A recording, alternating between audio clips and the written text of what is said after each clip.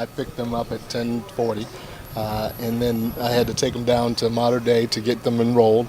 We were there most of the day. Then I had to drive back up to get my parents from the airport because my wife's not in town, and my boys are going to stay down in Orange County with my parents while I'm up here. And so I picked them up from the airport, got them a car, and then sent them on their way. And my oldest boy he's already a social butterfly, and he's out and about, so my parents got to go catch up with him. So just with everything going on and me trying to finish putting my staff together and stuff like that, I've kind of just watched from afar and kind of learned and listened. And Mitch and his staff have been doing this the whole year.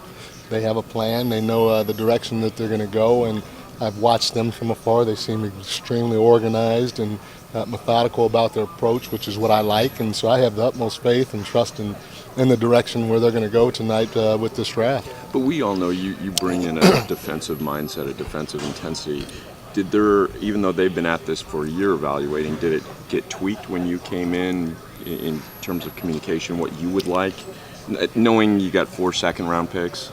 We talked about the types of players I like, and whether it's guys that are already in the league or guys that are going to get drafted, and that's about it. But for me to come in and try to really influence my opinion on this draft, it doesn't make sense, because those guys, like I said, they've been at it for many years, and then not only that, they've been at it at this particular draft for the whole year, if not the last couple of years. So again, one of the things I always talk about is trying to build a culture of trust, and really, I mean, I'm here just by parents and to show those guys support, but I trust those guys to do whatever they want tonight, and I'll back them because I know that they've had success in the past and they'll continue having success. My last thing is you talked about that on that press conference when you came in.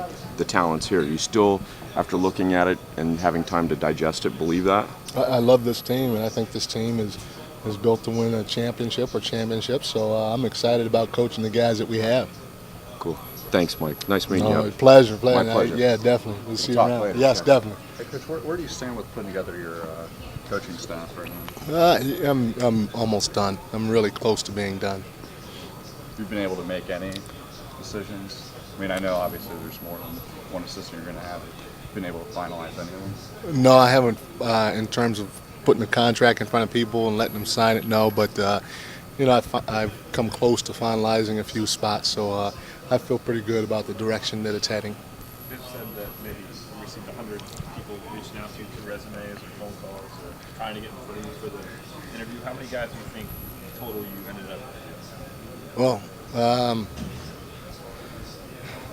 I didn't interview that many because some guys, I knew that I'm hiring and that I specifically wanted to go after. But there were a few guys I probably interviewed, probably about four or five, I think. And those were guys that I didn't know very well, but I wanted to sit down and talk to get to know better, to see how well they would fit.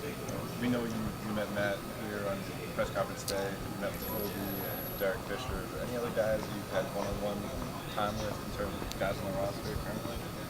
Yeah, I've had one-on-one time with quite a few guys, so it's been good. I've been able to either talk to them on the phone or, sit down face to face, from those guys to Steve Blake to so on and so forth. So it's been a nice transition. What kind of things have you emphasized or they have emphasized to you so far in this conversation? Well, we just kind of, for the most part, been getting to know one another. I think that's the biggest thing. I don't know any of these guys real well, and they don't know me real well neither. So I've been laying that foundation of respect down from one another, and then trying to build on that from there. And I've given them a little taste of some of the things I believe in on both ends of the floor, and nothing too complicated. Coach, do you still have a few trips you have to make back to Cleveland, or are you pretty much settled in now with your family here? No, well, my family's not completely. My wife is still back in Cleveland. She's still getting the house ready to move and to put on the market. And my boys, like I said, got in today, and so I might make a trip, one more trip back there. But for the most part, I'm bunkered in pretty good. Your meeting without it, I feel good about it. are you surprised that he hasn't come out and said anything about it. I mean, we all made a big deal about his silence and not wanting to, not saying, not supporting you, not anything. Am I surprised? Yeah. Like, what do you mean? That he hasn't come out and said anything. That, Oh. are you bothered by it? No. No. I mean, no. No. I'm more than okay with it. You just say your meeting went well with him. Well, yeah, from my perspective, you know. What kind of things did you discuss on the court when you were going over, just your philosophy and all that? Well, that's basically it. We talked a little offense, talked a little defense. You know, like I said, we talked about each other's families, what you got going now, and just basic stuff.